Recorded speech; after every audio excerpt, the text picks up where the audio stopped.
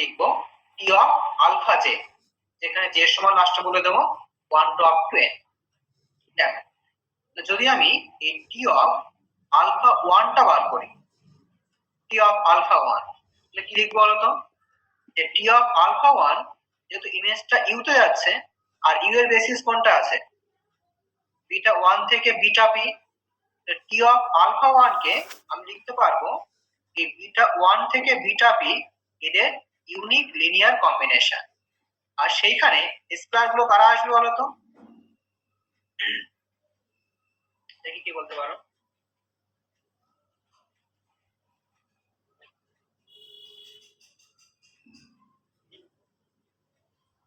আমার কোশ্চেনটা বুঝতে পেরেছো?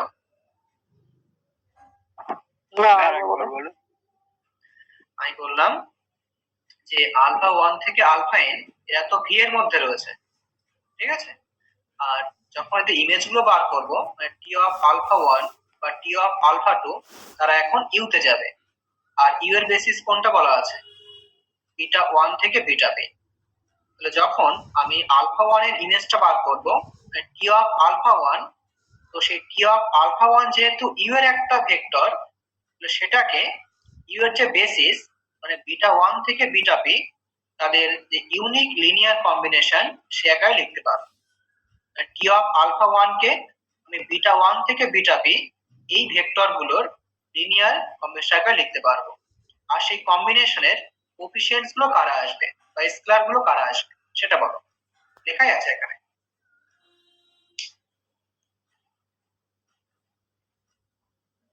আমি তো টি ম্যাপিং নিয়ে কথা বলছি। টি এর ম্যাট্রিক্স কোনটা বলা আছে এখানে? সেখান থেকে বলো। 1 থেকে আসবে। আরেকবার বলো, কি শুনতে পাইনি। A11 A21 up to AM1। আরেকবার বলো, কি বললে? আলফা মানে A11 A21 এইগুলো আসবে। কত অবধি যাবে সেটা বলো। AP1 অবধি যাবে। পি অবধি। হ্যাঁ, এগুলোর সাথে সবগুলো আসে, সেগুলোকে লিখে আমরা কলাম বানাবো। তাহলে এই যে টি অফ আলফা 1 এটা সমান কি লিখবো? A11 তার সঙ্গে বিটা 1, A21 তার সঙ্গে বিটা 2, AP1 তার সঙ্গে বিটা পি। ঠিক আছে? এবার এরকম alpha 1 alpha 2 up to alpha n সহজে লিখতে হবে। সবগুলোকে না লিখে আমি একেবারে লিখবো টি অফ আলফা জে, যেখানে জে সমান বলে দেব 1 টু আপ টু n। দেখো এবার সেগুলোকে কিভাবে লিখছি।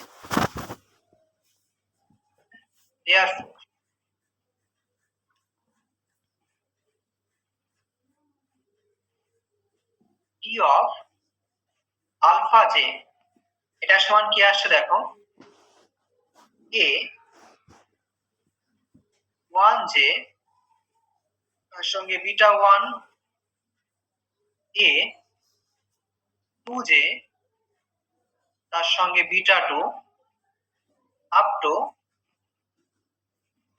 পি অবধি গেছিল, মানে এ পি জে তার সঙ্গে বিটা পি, যেখানে পাশে বলে দেব যে জে সমান 1 টু আপ টু n। দেখো লেখাটা ঠিক আছে কিনা। তুমি এখানে সেই ধর টি অফ আলফা 1 এই মানটা বার করবে, জে এর মানটা 1 বসাও, দেখো সেই মানটাই আসছিল। A11 beta 1, A21 beta 2 up two AP1 beta P. হ্যাঁ, এরকম এখানে আলফা জে এর জায়গায় 1 টু আপ টু n বসাও, সবগুলোকে আমি এই একটা ইনডেক্স জি এর মাধ্যমে লিখতে পেরেছি। এই লাইনটা বুঝতে পেরেছো? হ্যাঁ। এরপর চলে এসো এস ম্যাপিং এর আন্ডারে। এস ম্যাপিংটা কোথায়? ইউ থেকে ডাব্লিউ তে। ইউ এর বেসিস কোনটা বলা আছে? বিটা 1 থেকে বিটা পি। তাহলে এদের যে ইমেজ মানে এস অফ বিটা 1 থেকে এস অফ বিটা পি, এটা কোথায় যাবে? ডাব্লিউ তে। ডাব্লিউ বেসিস কোনটা বলা আছে? গামা 1 থেকে গামা। তাহলে যখন এস অফ বিটা 1 লিখবো, তো সেটাকে এই গামা 1 থেকে গামা এম এদের যে ইউনিক লিনিয়ার কম্বিনেশন সেটা লিখতে পারবো।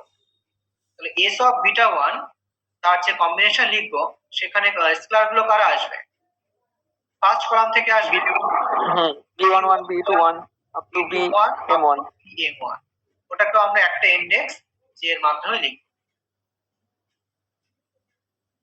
তাহলে এস অফ বিটা জে, ঠিক আছে, ওখানে ম্যাট্রিক্সটা বি দিয়ে বলা ছিল, তাহলে এখানে আসবে বি 1 জে, আর এখানে gamma b 2 j gamma 2 up to b, দেখি কত অবধি গিয়েছিল এখানে, এম অবধি, তাই তো, তাহলে বি এম জে তার সঙ্গে গামা এম এত অবধি গিয়েছিল। এখানে বলো যে সমান কত হবে? 1 to up to m 1 to up to p. Beta 1 beta 2 up to beta p, তাহলে 1 টু আপ টু ও। পি। আচ্ছা আচ্ছা p পর্যন্ত। এখানে তুমি জে এর মান 1 টু আপ টু পি বসাও, দেখো সবগুলো পেয়ে যাচ্ছে এখানে। আর কোনটা বাকি আছে? এসটি। আচ্ছা, এসটি ডোমেন কোনটা বলো? v V. আর ভি এর বেসিস কোনটা? আলফা 1 থেকে আলফা এন, তাই তো? তাহলে যখন এই এসটি এর আন্ডারে আমি আলফা 1 থেকে আলফা এন এর ইমেজগুলো বার করব, সেই ইমেজগুলো কোন সেটে গিয়ে পড়বে আলটিমেটলি? ডাব্লিউ সেটে। তার বেসিস কোনটা আছে? গামা 1 থেকে গামা এন। আর সেক্ষেত্রে স্কয়ার গুলো কারা আসবে? যখন তুমি এসটি অফ আলফা 1 বার করবে, স্কয়ার গুলো কারা আসবে? C11, C21 up to CM1. CM1। বেশ, তো সেখানে লিখবো আমরা যে এসটি অফ আলফা জে, ঠিক আছে, তাহলে এখানে আমরা তখন সি দিয়ে বলছি, তাহলে সি 1 জে তার সঙ্গে গামা 1, সি 2 জে তার সঙ্গে গামা 2 আপ টু, বলো কত অবধি যাবে? CMJ. আলফা এন ছিল, তাই তো? সরি, মানে গামা কত ছিল সংখ্যায়? Gamma M. Gamma M M. সংখ্যক ছিল, হ্যাঁ, তাহলে এম সংখ্যক হবে CMJ. তাহলে সি এম জে তার সঙ্গে গামা এম। এখানে বলো যে সমান কত হবে? 1 to up to N. যে মানে কি, যে আলফা জে, তো আলফা জে এর সঙ্গে কতগুলো ছিল? 1 থেকে N n অবধি ছিল। হ্যাঁ N. V এর যেহেতু ডাইমেনশন N. হ্যাঁ হ্যাঁ 1 টু আপ টু। এম শূন্য।